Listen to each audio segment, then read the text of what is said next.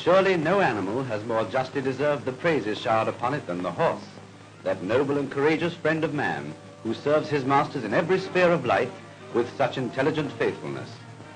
The world admires the horse and still finds it indispensable, even in these mechanical days. Britain is no exception. Indeed, so firmly is the horse established in this island that there are far more horses than mechanical vehicles, and they are found in every branch of agriculture, commerce, and industry.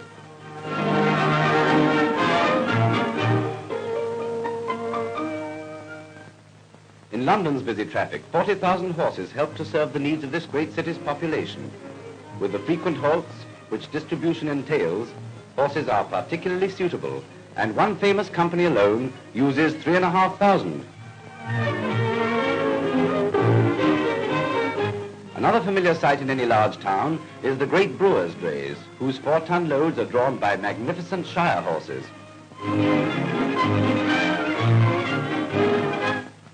Purchased at 5 years old, they have an average working life of 8 years. The drivers are proud of their teams as they drive. Light van horses, of course, form the larger percentage of commercial uses. By the way, one of these was once in a famous circus. And this pony is certainly attractive enough for any show. The condition of the horses is really a reflection of their stables. With the Britisher's natural love of animals, these names are a symbol of his affection. He gives the best to his equine friends. Saddlery is still the craftsman's job, for machinery is not yet clever enough to make and fit a collar.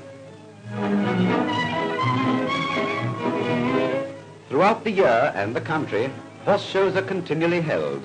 Every kind of horse finds its place at these shows, and one of the most famous of its type is the Van Horse Parade, which takes place on Easter Monday. Hundreds of light van horses, cobs and ponies, mainly belonging to small traders, collect in Regent's Park. The keen interest that these van drivers take is indicated by the fact that they give up their bank holiday to show their charges, and since the prizes are very small, there can be no other motive but pride in their charges.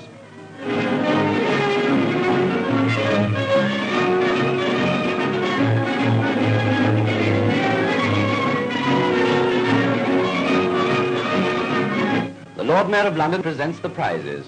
Every type of van and every size of animal can be seen at this fine show. And when the presentations by the Lord Mayor start the 5-mile procession, the crowd lines the route. Another show that is really unique is the Costers' Parade. Costers were originally itinerant street traders, but the term now applies only to a particular London type, who are symbolized in the pearly kings and queens. Their clothes are gaily decorated with pearl buttons, and though the number of costers decreases, they are still a picturesque feature of London life.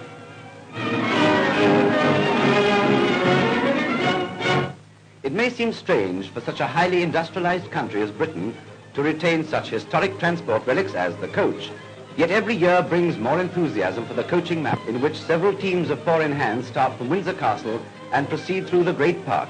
They make a grand sight, a link with the past, and an admiration for the present.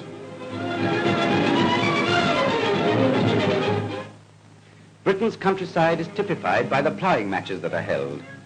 Teams of Clydesdales, Suffolks and Shires are driven by expert ploughmen to whom even the slightest deviation from the straight and narrow path, or rather furrow, is unforgivable.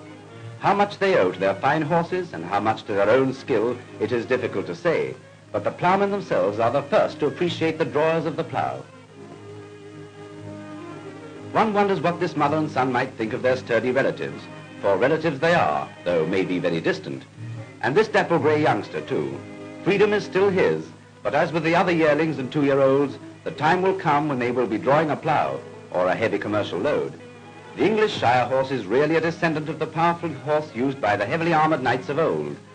The native horse at that period was comparatively small, but the importation of bigger stallions increased the size of the breed.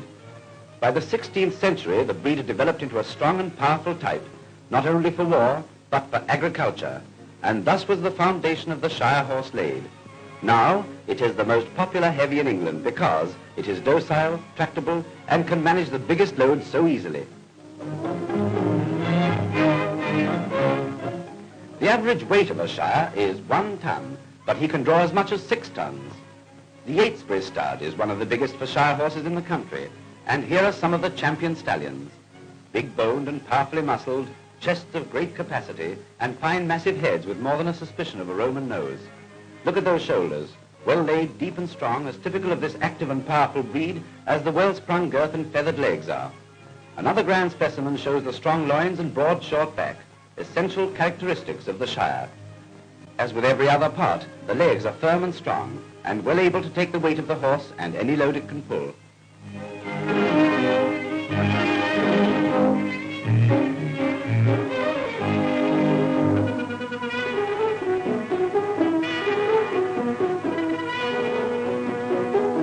With symmetrical outlines and a bold, free action, with strength, docility and intelligence, the combination makes one of the world's best cart horses.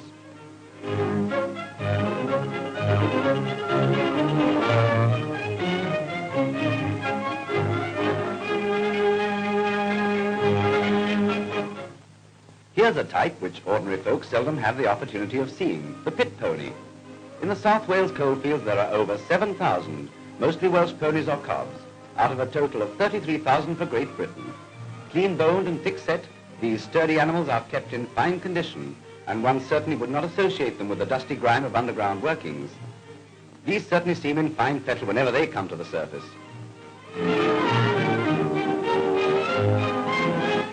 Now here's a place that hard-working horses dream about, where, just as the knights of old hung up their swords, so these lucky nags hang up their shoes, for they've finished with work.